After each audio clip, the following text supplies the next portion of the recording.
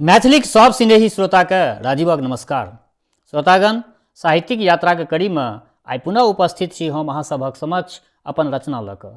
श्रोतागण, एहिसँ पहिले हम अहाँ सभक समक्ष जे भी रचना रखलहुँ हँ सब रचना पर अहाँ सब अपन प्रतिक्रिया दऽ रहल छी, अहाँ सब अपन कमेंट लिख रहल छी। हमरा बड्ड नीक लगैए श्रोतागण।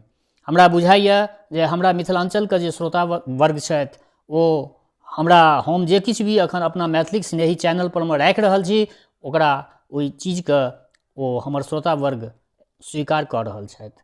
तऽ ई माता जनक नन्दिनी जगदम्बाके असीम अनुकम्पा कहि सकै छियै जे जनक नन्दिनीके जे छथि वएह माँ मिथिला छथि।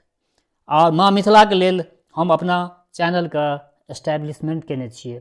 अहाँ सबके पहिनहियो हम जनतब देने छी, मैथिलीक स्नेहीके एकमात्र उद्देश्य इएह छै जे हमर मातृभाषा मैथिली अधिकसँ अधिक उन्नत हुए।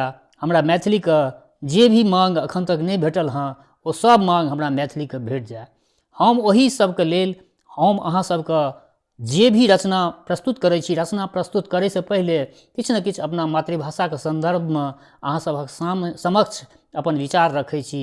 अहाँ सब हमरा विचारके प्रत्युत्तर दै छी। हमरा बड्ड नीक लगैए श्रोतागण। एकटा बात कहऽ चाहै छी, अहाँ सबके एहिसँ पहिलेयो हम कए गोट एपिसोडमे कहलहुँ हँ, जँ अहाँसब किछु आओर सुनऽ चाहै छियै, किछु अहाँ सबके मोनमे ई यऽ जे हमरा इहो चीज सुनबाक अछि, तऽ अहाँसब कमेंटमे ओहो सब चीज राखि सकै छी। अहाँके विचारके हम कद्र करै छी। अहाँ अगर कोनो चीजके विशेष सुनबाके अहाँके उत्कण्ठा अछि, अहाँ सुनऽ चाहै छियै, तऽ ओहो सब बात अपना कमेंटमे राखब। तऽ श्रोतागण, आइ जे छै से हम मैथिलीके जे ई साहित्यिक यात्रा जे शुरू केलहुँ हँ, एहिमे आइ हम अपन एकटा रचना बेटीके दुरागमनक गीत, बेटीके बिआहक गीत तऽ एकटा सुनेने रहौँ, एकटा आइ जे छै से बेटीके दुरागमन जे होइ छै तऽ दुरागमनक गीत जे छै से हम अपन रचना अहाँ सभक समक्ष प्रस्तुत कऽ रहल छी। ओना तऽ पारम्परिक तौर परमे अपना सबके मिथिलाके गाँवमे जखन दुरागमन होइ छै तऽ समदाउन गायल जाइ छै। आओर समदाउन जे होइ छै से ओ बड़ा मार्मिक ओकर लय छै, ओकर धुन छै। केहनो पत्थर दिल अगर इंसान हेता, समदाउनके भास जे एहन होइ छै, एतेक मार्मिक ओ भास होइ छै जे समदाउन सुनलाके बाद अनायास आँखिमे नोर आबि जाइ छै। तऽ बेस श्रोतागण, आइ सबसँ पहिले हम अपन रचना केलहुँ हँ दुरागमनक गीत, ओ लेल जाओ, सुनल जाओ आजुक रचना।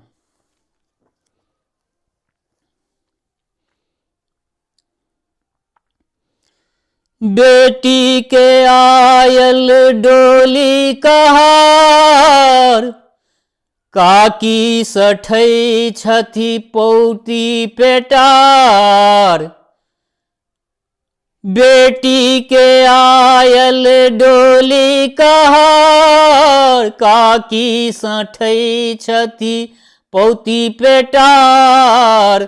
दिल दहलाबै छै ई दुलरी धिया, सबके कनाबै छै ई दुलरी धिया।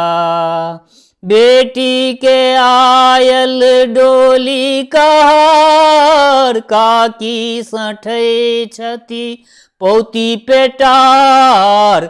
दिल दहलाबै छै ई दुलरी धिया, सबके कनाबै छै ई दुलरी धिया। दिल दहलाबै छै ई दुलरी धिया, सबके कनाबै छै ई दुलरी धिया। स्थायी भेलै पहिल अंतरा। माई के दुलारू अपना पापा सँ करुणा करै छै। माई के दुलारू अपना पापा सँ करुणा करै छै।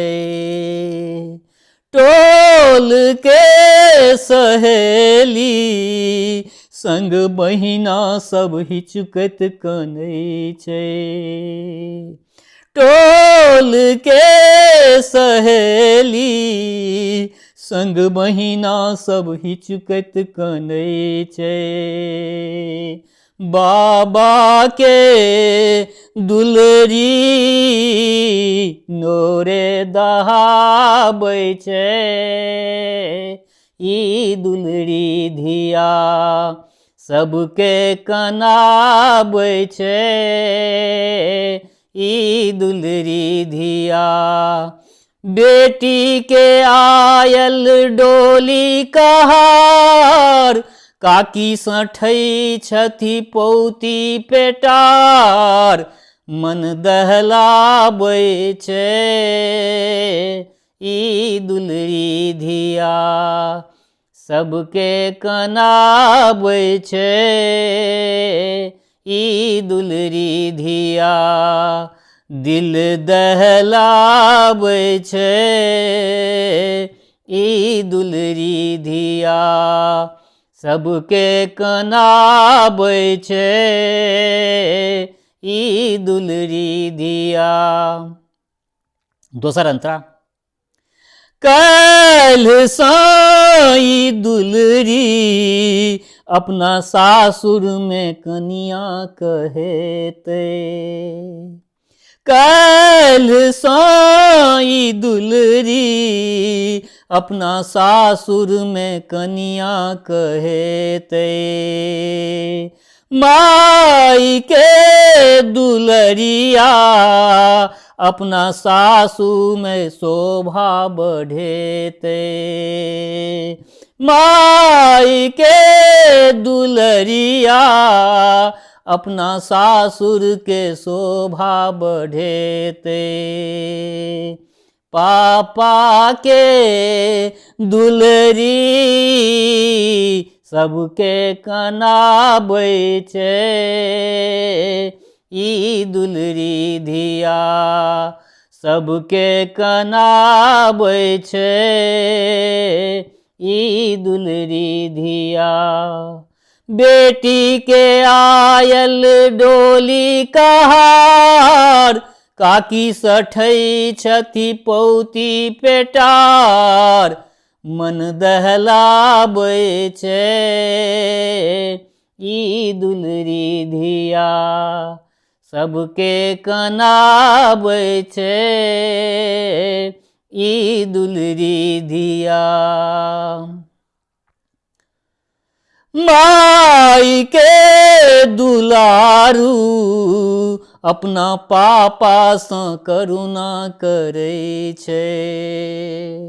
माई के दुलारू अपना पापा सँ करुणा करै छै। टोल के सहेली संग बहिना सब हिचकत कनै छै। टोल के सहेली संग बहिना सब हिचकत कनै छै। बाबा के दुलरी नोरे दहाबै छै। ई दुलरी धिया सबके कनाबै छै। ई दुलरी धिया बेटी के आयल डोली कहार, काकी सठै छथि पौती पेटार, मन दहलाबै छै। ई दुलरी धिया सबके कनाबै छै। ई दुलरी धिया दिल दहलाबै छै। ई दुलरी धिया सबके कनाबै छै। ई दुलरी धिया। बेस तो श्रोतागण, ई दुरागमनक गीत, बेटी के दुरागमनक गीत अहाँ सभक समक्ष प्रस्तुत केलहुँ हँ। वास्तवमे श्रोतागण, दुरागमनक जे क्षण होइ छै से बड़ा मार्मिक क्षण होइ छै। कल्पना करैत छी हम अहाँ सब, तऽ मानि लिअ कल्पने कए कऽ एहि चीजके अनुभूति कए सकै छियै, महसूस कऽ सकै छियै।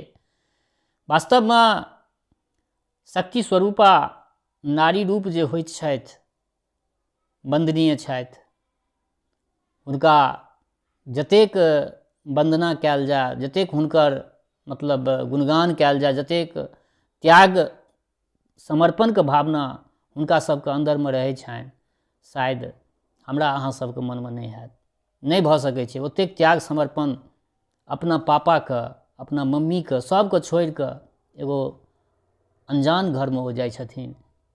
बड़ा मार्मिक क्षण होइ छै। एहि क्षणके जखन महसूस करै छियै, जे महसूस केने रहै छै, तऽ ओ याद आबि जाइ छै, आँखि भरि जाइ छै।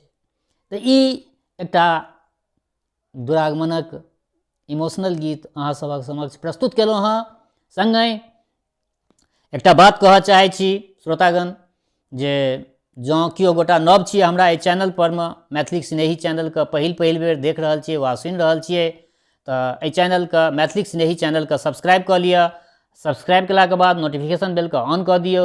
एहिसँ ई हेतै, जखन मैथिली स्नेही चैनलपर हम कोनो नव वीडियो या कोनो भी नव चीज हम एहिपरमे अपलोड करबै, देबै, तऽ अहाँ सबके सहज ढङ्गसँ भेट जायत।